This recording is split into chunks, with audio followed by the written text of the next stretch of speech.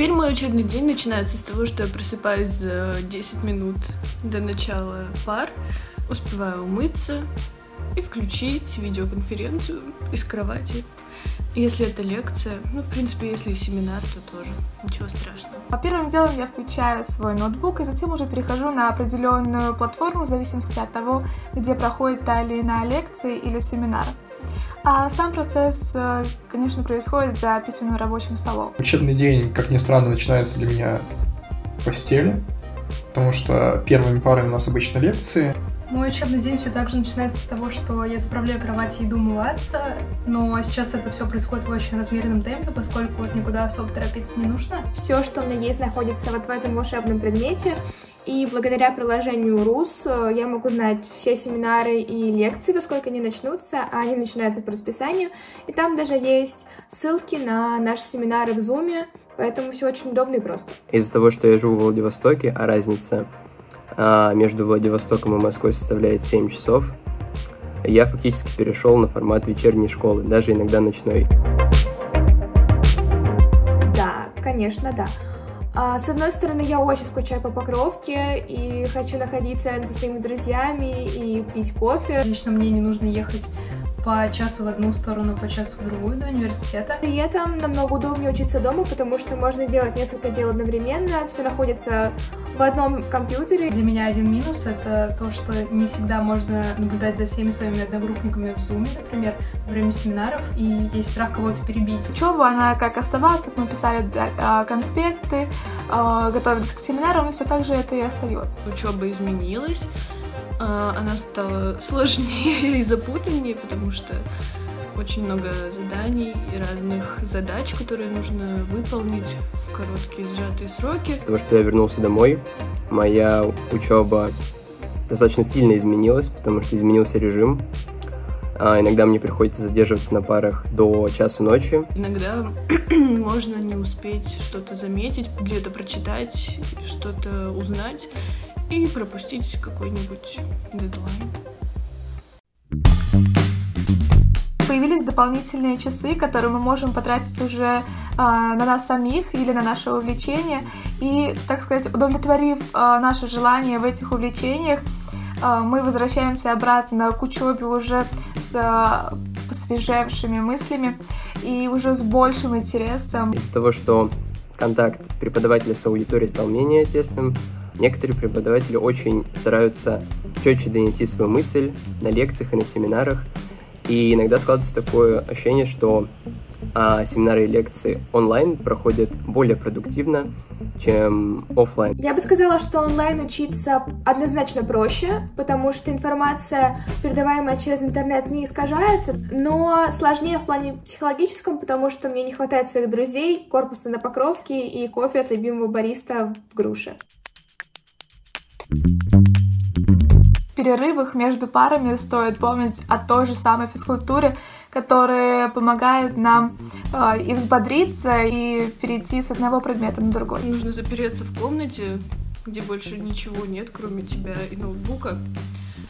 Не брать телефон. В общем, по минимуму вещей, на которые ты можешь отвлечься, потому что отвлекаюсь. Когда я занимаюсь учебой. То есть интернет отключен, кроме того, который доступен мне сейчас, все уведомления от социальных сетей отключены, родители в комнату не входят, еды на столе нет. Но еще можно еду с собой взять. Так поощряешь себя за деятельность учебную. У меня есть один лайфхак, я все так же с начала каждого дня пишу на листочке те задачи, которые нужно выполнить в течение дня, и по мере их выполнения я просто их вычеркиваю. Еще есть один очень интересный лайфхак, это 25 минут. То есть мозг воспринимает 25 минут не как полчаса, что вроде бы много, а 25 минут усердной работы. Мы засекаем таймер на 25 минут, работаем, потом 5 минут отдыхаем. Наверное, главный лайфхак — это я смогу адаптировать свое рабочее место, то есть я подключил дополнительный монитор, теперь я могу параллельно слушать преподавателя и смотреть презентацию и, допустим, изучать свои конспекты, какие-то другие информационные ресурсы. Это живое общение с людьми, с однокурсниками, с преподавателями. Онлайн-общение, конечно же, не может заменить общение тет-а-тет. Очень сильно не хватает своих одногруппников и однокурсников, поэтому, конечно же, есть общение в мессенджерах, но оно никогда не заменит личного общения. Во-первых, дома очень сложно собраться. Москва в этом смысле дает силы, энергии и ритма, а дома хочется спать, лежать и есть.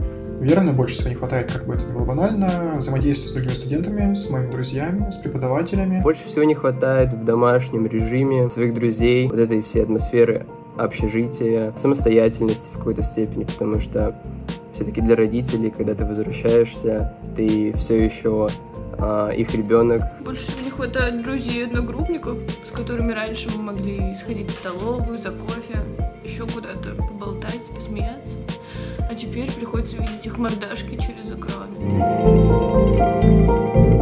Домашняя атмосфера не очень сильно располагает к тому, чтобы много времени проводить за компьютером или за учебниками, потому что обычно дома ты привык отдыхать, проводить время с близкими, и очень сложно перестроиться пока что. Пока мы еще не очень понимаем, как повлияла изоляция на нашу успеваемость, поскольку модуль только начался, но при этом преподаватели, конечно же, понимают, что многие работы будем делать коллективно или, может быть, откуда-то брать, заимствовать материалы, поэтому они готовят для нас индивидуальные варианты, и, конечно же, все подстраиваются. Изоляция повлияла на мою успеваемость в том плане, что теперь можно долго не ложиться и поздно вставать, и ночью сидеть и делать что-то прикольное.